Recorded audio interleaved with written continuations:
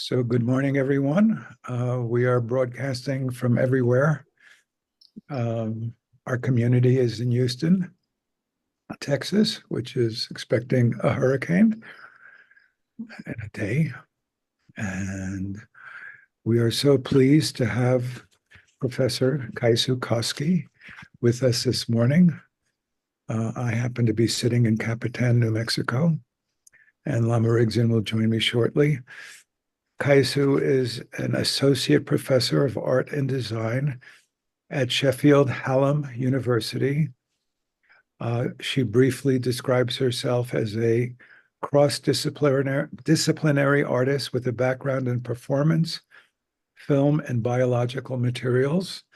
And that's just the tip of the iceberg. She is a very dear student, colleague, and friend.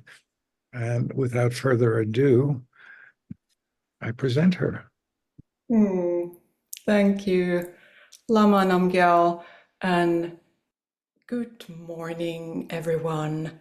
Thank you, our dear Lamas, for inviting me to give this Ecodharma talk. And warm welcome to everyone in Houston and everywhere in the world, actually. So I'm broadcasting today from the Netherlands. And happy to be able to continue this Ecodharma series that we started last year. I spoke of the reindeer, and this year we're going to talk about the bears. This is a mini series of 2 talks this summer, and I'm going to weave in kind of Buddhist writers thinking on ecological matters, as well as post-human thinkers such as Donna Haraway and Timothy Morton, writing about the more than human world, as well as my own practice as an artist.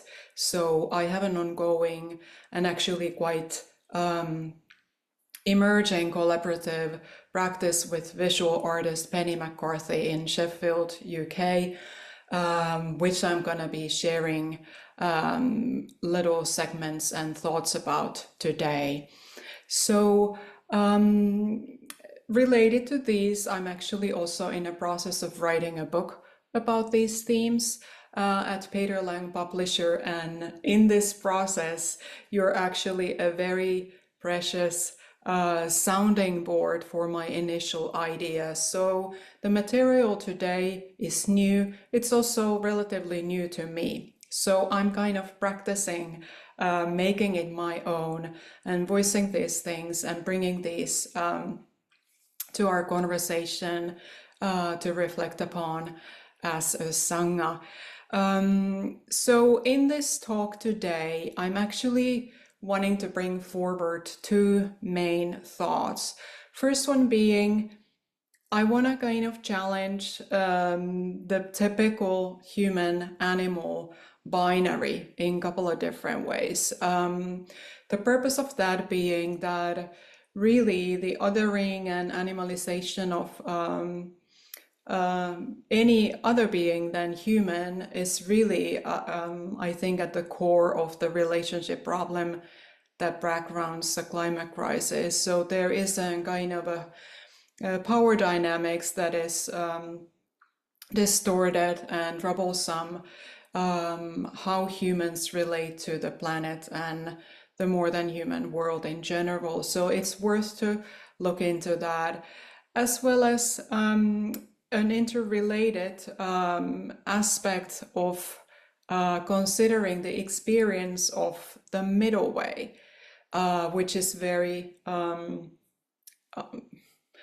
prominent, important experience and way of conduct in Buddhism, but also here thinking of it in different ways through biology and what's happening with our planet in the current climate crisis circumstance. These 2 thoughts, so human-animal binary, challenging and blurring that, plus considering different ways of experiencing and practicing the middle way, hopefully come together through samples and impressions from my practice with Penny that actually relates to bears. So after this, Lama Namgyal will give us some reflections on these topics, and then we will move to the Sunday meditation after that. So let us begin by looking into the human-animal binary for a little bit. So this is not something revolutionary or new to you. Perhaps we're all aware how we situate in the biological kind of family tree, but just to remind ourselves that actually there is something that could be considered as our biological lineage, let's say. So Gary Snyder talks about a 4 billion year pilgrimage that all the species, we included, have traveled to this day. And also that this is not the end point. So we are the future ancestors. But what's important here is that there isn't a specific moment in time when the humans kind of emerged from a vacuum. But really, we're part of the animal kingdom, though these categories are also human invented. But if we actually follow and take seriously what we've invented, so we are members of the mammalian order, we're basically and really a species of apes. So this is something that is really healthy to remind ourselves of, especially when we consider how stark contrast there is how we actually treat the non-human animals as opposed to humans, and also how differently we consider humans from different ethnicities and so forth. So othering, instrumentalization, and animalization are issues that I'm trying through my art practice, creative practice, as well as my ecological practice to continuously challenge. So there is a kind of temporal journey that we've traveled together with other species that ties us together inseparably. Another way to think about this is a kind of our body as a porous space, really. So we're continuously interacting with other kinds of organisms as well. And in fact, we know that our body consists of less than half of actual human cells, and the rest is all kinds of microbial cells, and including microbial DNA we're carrying with us. So in that sense, it's also very hard to pinpoint where the human begins and where something else starts and ends, and reversely. So it is just kind of a mutualistic dialogue, in fact, or interaction and interdependence that we have with other beings all the time through our bodies. And thirdly, and perhaps here most interestingly, is that Buddhism, though also creating different categories of beings, and humans and animals are in some sense kept separate, also has practices such as bodhicitta and raising bodhicitta, compassion to all beings. We often do, and we're invited to think about other beings, all other beings and species have at some point in time, in previous lives, in the past, been our mothers, and they have taken care of us. So at some point in time, I've had a giraffe mother taking care of me, and I've been a giraffe baby receiving this care and love and nurturing. And at some point in time, I've also been a rat mother myself to rat babies and taking care of them. So imagining that is actually, if you think of the biological lineage and journey of evolution, is actually more than just a metaphor. So these are kind of helpers and pointers how we can start challenging that anytime we feel solidified and isolated and clearly defined as human beings. Timothy Morton, I'm really drawing quite a bit from them today. So they also write about the human-animal binary as very blur and thin. And actually, interestingly, they're a very interesting thinker, writer, but also have been noted as the philosopher prophet of the Anthropocene. Morton is a professor at Rice University, actually, so a Houston-based philosopher that has written, and they have written a lot about art, ecology, also Buddhism to a certain degree. So their thinking is really fueling my thinking about our practice with the bears as well. So moving on to the second thought I wanted to present today, which is the middle way. And actually here I'm starting to draw from the fairy tale Goldilocks and the Three Bears. And without going into the actual narrative of the fairy tale, because it's most of us, if not all of us, are familiar with that, I can reveal that the core of the story really is a kind of strive to find something that is just right. So the concept of just right is important to the story. Something shouldn't be too cold, it shouldn't be too hot, it should be just right. A bed where you sleep shouldn't be too hard, it shouldn't be too soft, it should be just right, and so forth. And so in some sense we can kind of draw a parallel between the middle way and the just right.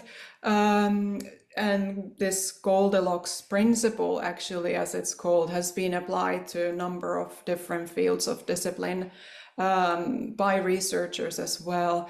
So if we think of what would be a just right or Goldilocks zone in biology, in natural environment, perhaps homeostasis could be considered one. So it is really a state of equilibrium which an organism is naturally striving for and actually able to create, even in a changing environmental circumstance. Now, this, however, there is a point after which this is becoming increasingly difficult and impossible, and the climate crisis is such a circumstance, obviously, that finding that equilibrium has become impossible and will increasingly become impossible. So I guess for a long time you could say that in our planet, on planet Earth, we've lived in this Goldilocks zone of elements and climate circumstances that has made it very easy for us to thrive as a species. So it's been favorable to grow food.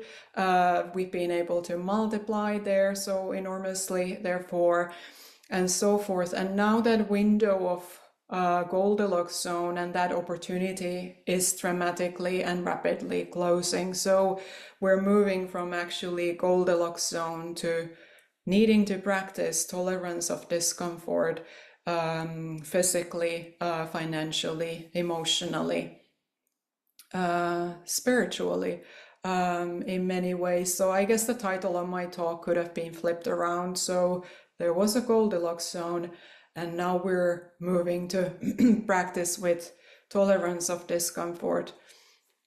Now, this in Buddhist practice and Dharma practice, it's not really a foreign idea to begin with. practicing with discomfort is sometimes even encouraged. I remember Lama Eric saying that comfort is overrated, really, if you think of your own practice, and Lama Tenzin encouraging that if you're getting sleepy, you could practice in a cold space outside or cold room.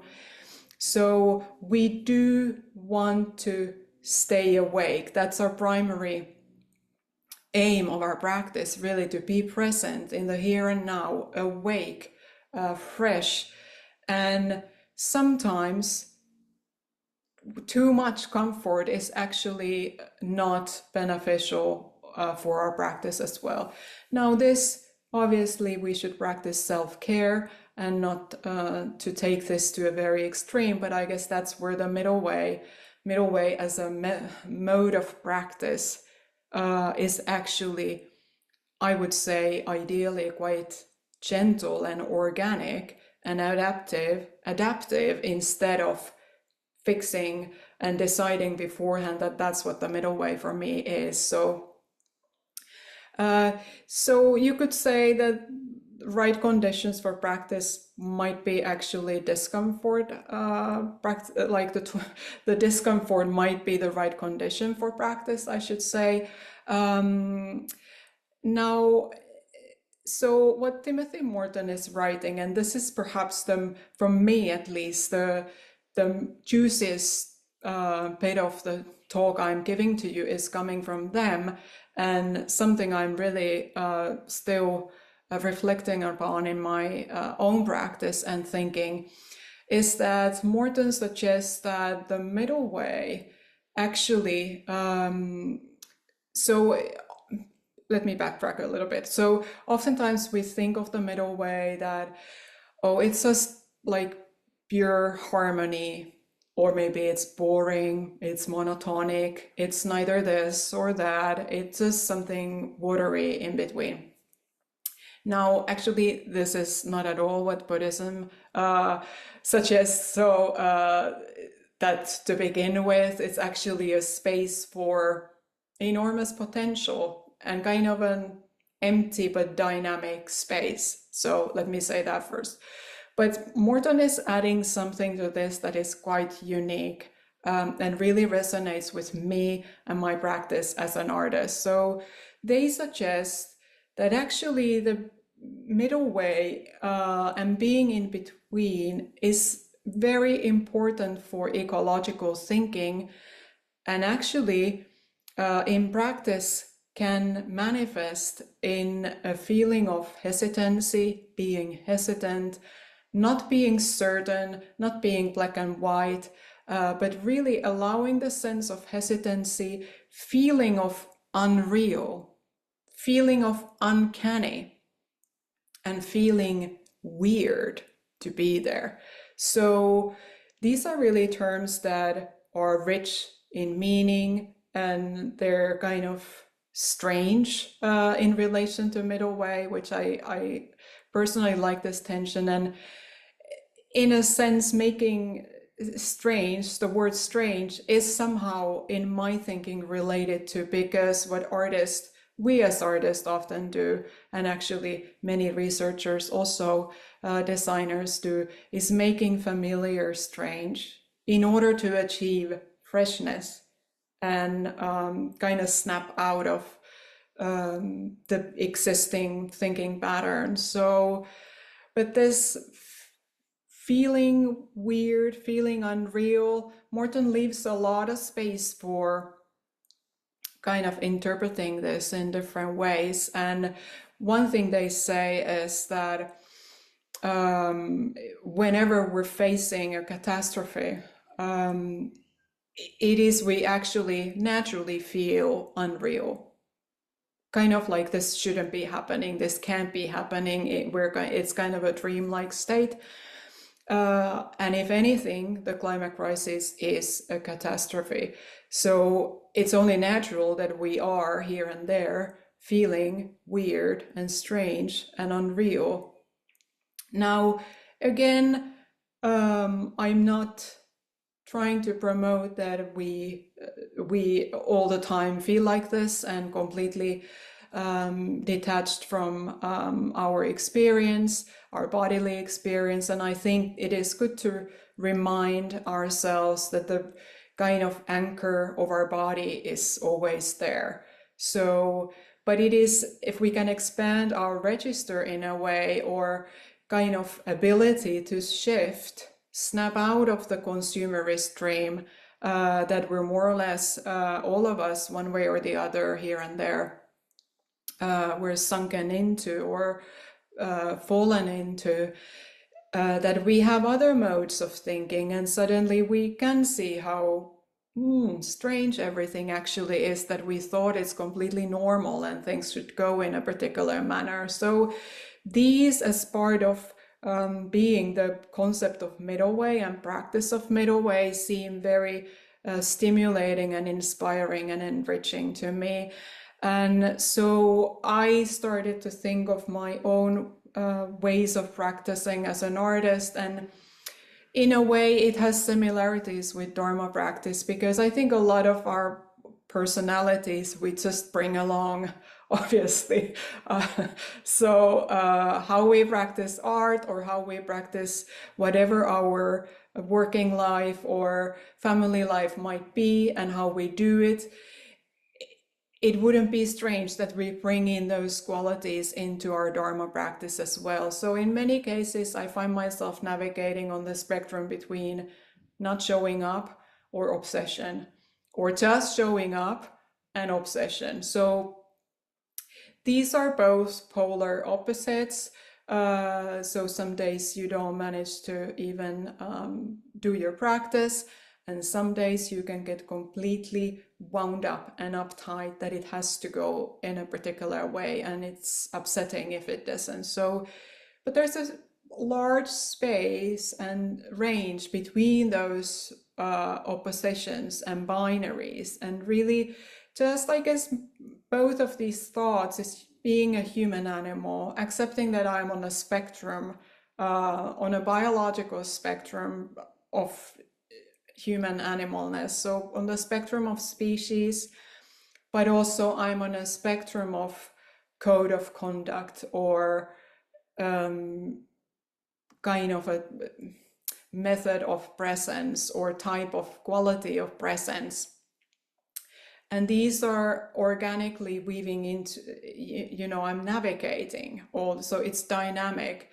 But also that the spectrum of my species spectrum is influencing the code of conduct as well, and reversely. So it's a, these are processes that take place through Dharma practice, through whatever activities we engage in or not engage in, really, in my view. So at this point, I actually want to move on to the last part of the talk, where hopefully these thoughts are coming together to a certain degree. So I'm going to show a couple of images from my collaborative practice with Penny McCarthy. So as an example, how artists purposefully stimulate the weirdness, make things strange. And we do this in the context of bears, and especially historical bear pits. So bears used to be a native species in the UK, but in the rise of the agriculture was actually hunted to extinction in the wild. But since then, from the 16th century, for several years were kept in captivity for mostly entertainment purposes. In bear baiting was a very popular blood sports in the UK, but also bear pits just as a, or just, but zoological exhibit. So let us look at a few images I've prepared for you. So here we can see, this is a picture of a Victorian bear pit at Sheffield Botanical Gardens. And so there's this bear sculpture there, but you can see it is like a mini Colosseum. It's a very claustrophobic space with no natural environment really in it, though there used to be, I guess, a small tree. I haven't seen pictures of the tree, but there was a bear that was bought there as an entertainment, as an entertainer. And if you look at this environment, it's very easy to say that this environment is just wrong for the bear or any being, really, because it's a prison. And worse than that, it is kind of a prison that is observed, and people could gather upstairs behind a fence and look downwards into the pit. And so with Penny, we're creating and initiating kind of performative, visual, restorative gestures to kind of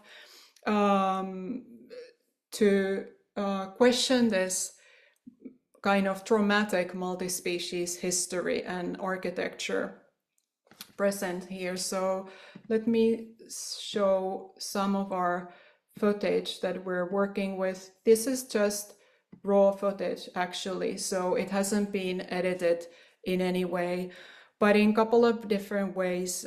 We use here actually the bear costume to blur the human-animal binary. The costume itself is a problematic artifact, both aesthetically, ethically, ecologically, but it is very tensional, and that makes it interesting to use in different ways. So whereas we could say that the climate crisis is more or less happening to us, though we're key drivers of it in the background, but as artists, we do purposefully stimulate a kind of weirdness, strangeness, estrangement, in order to snap out of our ordinary thinking patterns. And I do this as much as for myself as for my audiences. So it is a kind of a training that I, without thinking, actually do just start generating as an artist. So the bear that we see here is really kind of in between. It doesn't belong to this nature or any nature. It also doesn't belong to captivity. So it is unreal. It's a little bit uncanny. And it actually only situates in what Levi Strauss calls in the wilderness park of imagination. But it does something to you. So it is strangely real, and especially in this environment, because we know there has been a real bear. So between the real and unreal, fictional, the past and present, these are the components or spectra along which we are working on. So in some sense, it's good to pay attention to the role of the camera here. So the camera gaze is really actually both in the wild, in the natural environment shot, and this one. The gaze of the camera is really constructing heavily the power dynamics between the species. So human installed wildlife camera, or here mobile phone as an audience or surveillance camera, is really part of the apparatus with which we as humans kind of take over and take control and want to control other species. So I'm gonna come to a conclusion or closure of this talk by saying that if there's anything you want to, or I wish you would take away from this talk, is that and what I'm trying to practice in as a Dharma student and artist is to stay with the trouble, like Donna Haraway encourages us. So not look away of the difficulty, and also not wait for the perfect, just right conditions to practice. Just show up and practice even when there's no guarantee of the impact or benefit, because that is we don't need to be certain of that beforehand. So, and oftentimes it's very indirect as an artist anyway. We just do it regardless.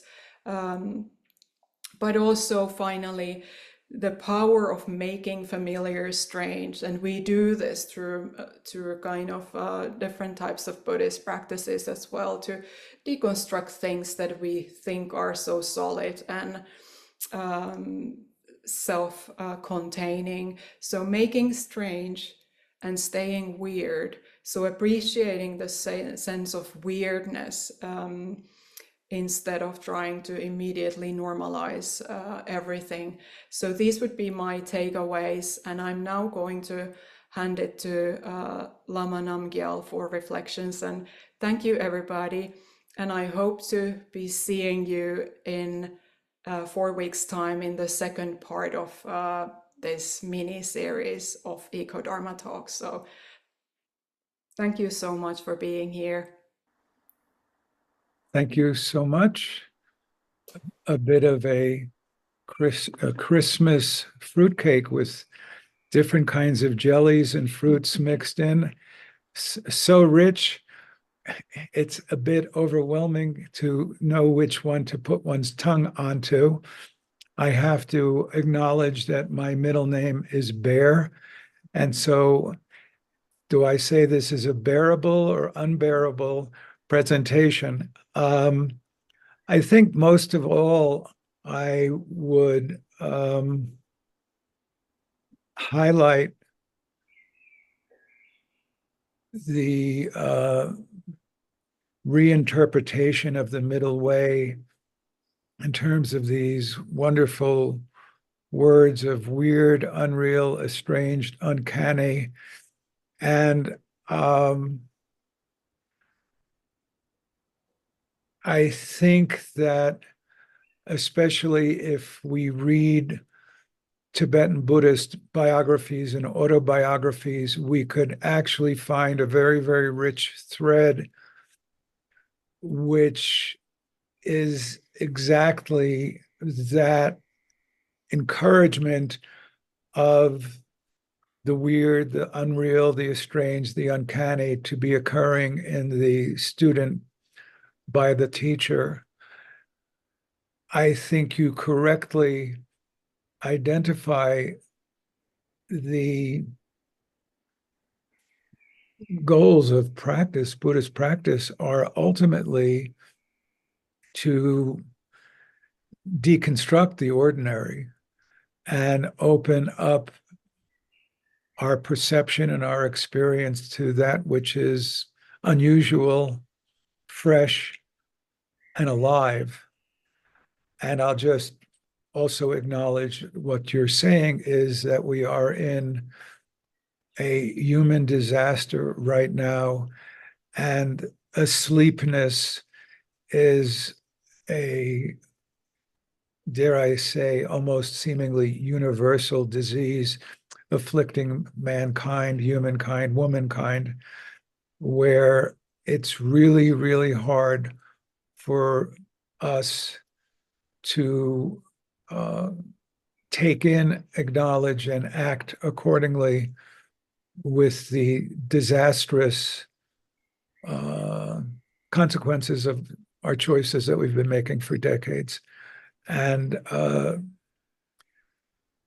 being able to live with that discomfort is, I think, quite a challenge and necessary. We need to both appreciate that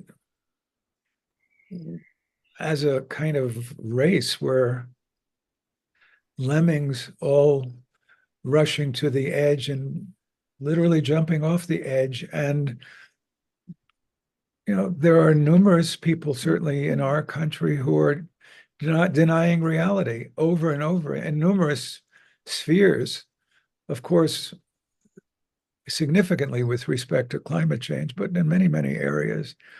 So it's a very disturbing period. I think the fact that you're encouraging a perspective that shakes things up, wakes people up, uh, alerts us to the absence of this binary between humans and other creatures that we share this planet with is so significant and so wonderful. And I just want to encourage you to keep going at it. And I think the only thing I would add that you didn't throw in terms of the non-binary nature, which I offer and encourage, is that all sentient beings share Buddha nature. And so it's not just that all beings have been our mothers, but all beings are similar in sharing a Buddha nature, and therefore do respect and care. And yeah, so what you're doing is terrific, and keep going.